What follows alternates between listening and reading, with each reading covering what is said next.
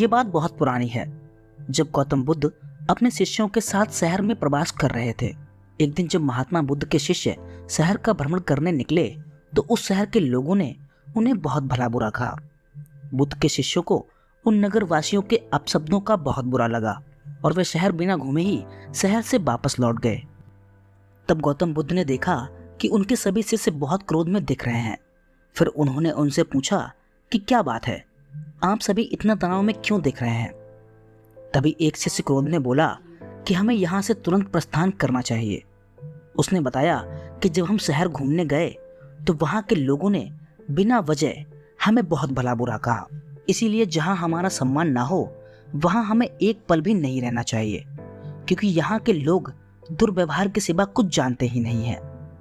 तब बुद्ध ने कहा कि तुम्हारे कहे अनुसार हम यहाँ से चले जाएंगे, किंतु क्या किसी और जगह पर तुम सद्व्यवहार की अपेक्षा रखते हो। तब दूसरा शिष्य बोला, कम से कम इस शहर से तो भले ही होंगे। फिर महात्मा बुद्ध ने कहा कि किसी जगह को सिर्फ इसलिए छोड़ देना गलत होगा कि वहाँ के लोग दुर्व्यवहार करते हैं।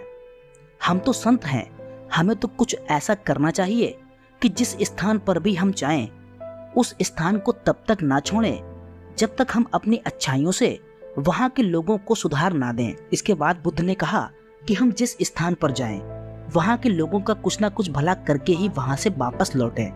हमारे अच्छे व्यवहार के बाद भी वहाँ के लोग कब तक बुरा व्यवहार करेंगे, आखिर में तो उन्हें सुधरना ही पड़ेगा। और वास्तविकता में संतों का कार्य भी ऐसे लोगों को सुधारना ही होता है। पता है, सही चुनौतियां वो हैं जब हम विपरीत परिस्थितियों में खुद को साबित कर सकें। महात्मा बुद्ध की ये बातें सुनकर सभी शिष्यों ने शांत मन से एक प्रश्न पूछा कि भगवान, उत्तम व्यक्ति किसे कहते हैं। इस पर बुद्ध ने जवाब दिया कि जिस प्रकार युद्ध में बढ़ता हुआ हाथी चारों तरफ से तीर सहते हुए भी आगे बढ़ता है, ठीक उसी प्रकार उत्तम व्यक्ति भी दूसरों के अपशब्दों को सहते हुए अपने कार्य करता रहता है। महात्मा बुद्ध ने कहा कि खुद को वश में करने वाले प्राणी से उत्तम कोई और नहीं हो सकता। गौतम बुद्ध की ये बातें सुनकर सभी शिष्यों को अच्छी तरह से समझ में आ गया और उन्होंने वहां से जाने का इरादा त्याग दिया। दोस्तों, इसीलिए कहा जाता है कि समझदार इंसान वो नहीं जो दुनिया के डर से अपने फैसले बदल दे, बल्कि समझदार इंसान वो है जो अपने फैसले से दुनिया बदल दे। तो दोस्तों, उम्मीद करता हूँ कि आज की ये वीडियो आपको जरूर पसंद आई होगी। आपका बहुमूल्य समय देने के लिए बहुत बहुत धन्यवाद।